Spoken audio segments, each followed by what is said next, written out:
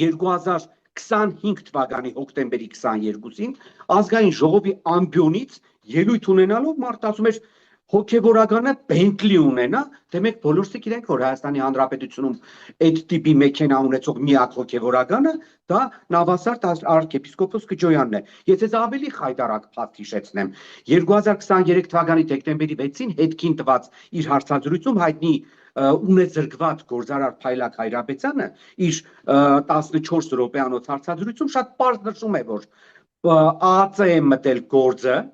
իր ունեզրկման պահով, գիտեք, այդ օֆշորային սկանդալ, խայտարակություն, նախկին վարչապետի անուն, հետո այնտեղ մի հատ Սուքիասյան կար, այդ գործարարը եւ այլ,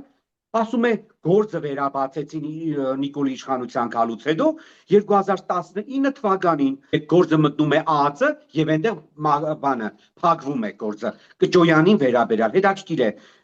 ինձ մոտ օրինակ շատ խիստ կասկածներ առաջանում են այդ փաստը որ Կջոյանը ուրեմն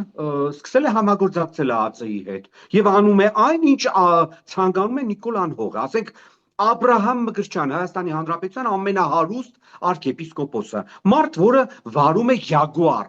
Bentley-ին հիշում են բայց Jaguar-ը չգիտես չեն հիշում ասում է դա իմը չէ մենք գիտենք այդ իմը չեն ինչպես է անում հիմա դուք էլ կարող եք Ferrari գնել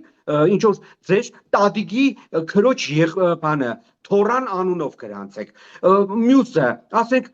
այսօր կուսակրոնությունից են խոսում կուսակրոնությունից լավ 1000 տարի փոխաբերական իմաստով ասած խոսում են Կոտայքի թեմի առաջնորդ Քարամյանի